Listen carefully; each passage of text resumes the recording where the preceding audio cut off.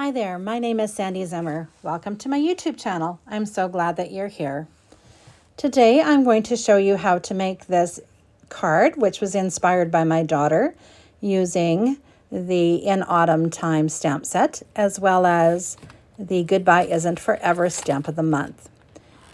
So I'm selecting this girl here. She reminds me of my daughter. She's even holding a coffee cup, which I just think is adorable. And she's just a beautiful stamp.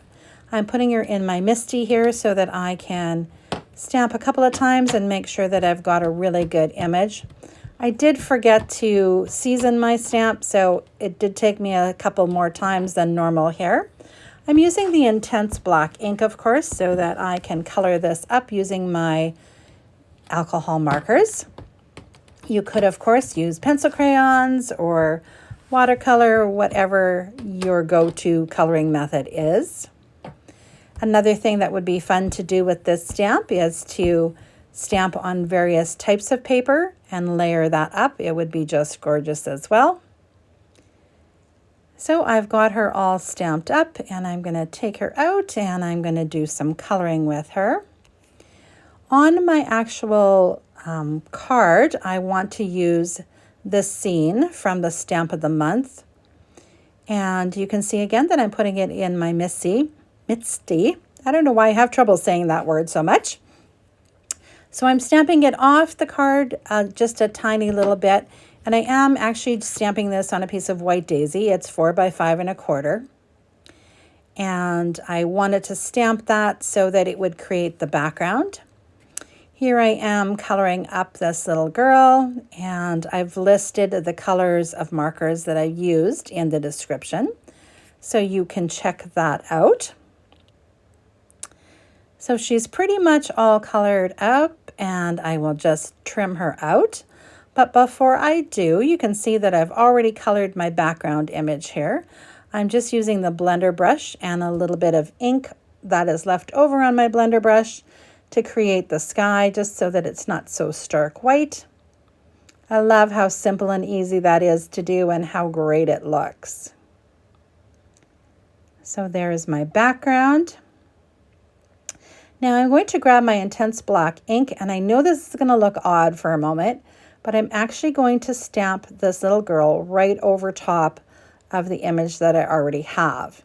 Now it looks a little strange because I haven't masked it or anything, but what I'm going to do is I'm going to layer the cut piece of her over top of it. So there are some pieces like her hair and that scarf. I just went ahead and colored that, and then I didn't have to worry about trying to fussy cut that out. It just stayed in the background. And you can't even really tell because I'm gluing this right onto the card that there are different layers, but if you can tell, it's okay too, because it does give it just another layer of dimension. Now here I am using my scissors just to slide that scarf right into place and get rid of a tiny little bit of glue that I had sticking out there. So this is a great technique if you have little pieces that are hard to cut around. Just stamp it right on there and then use that background. So I'm just flipping her over and trimming her legs off so that she fits onto my card mat here.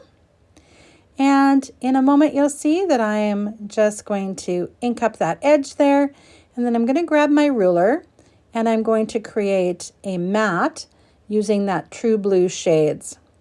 So this is kind of a cool technique that you can use so that everything matches really nicely. Obviously it's exactly the same color as the denim on her jeans. I'm using a broken ruler here. I had accidentally snapped my ruler, so I'm just using that to create my mat around the edge, putting a little bit of scratch paper in the background here, just so I don't get any ink on my all-purpose mat.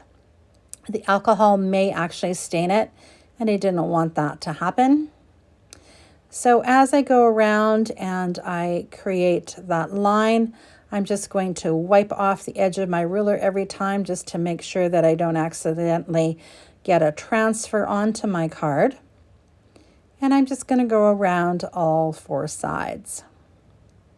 Now you could add multiple layers of color if you wanted to, or you could use pencil crayons. You know, you could use paint, whatever medium you're using. This is a fun way to just have it coordinate perfectly. And again, it's something that you don't have to do. If you wanted to just add an extra paper mat around the edge, you could definitely do that as well, or even just leave it white would be fine too. This is one of the few cards that I'm not going to doodle around because I've gone ahead and I've created a mat already doing that. So there's just a little bit of a close-up of that whole piece. There's my sentiment, and I'm going to take that off, and I'm going to stamp it just in the bottom with my sapphire. I don't want it to take away from the beauty of that image, so I just want it to be down in the bottom.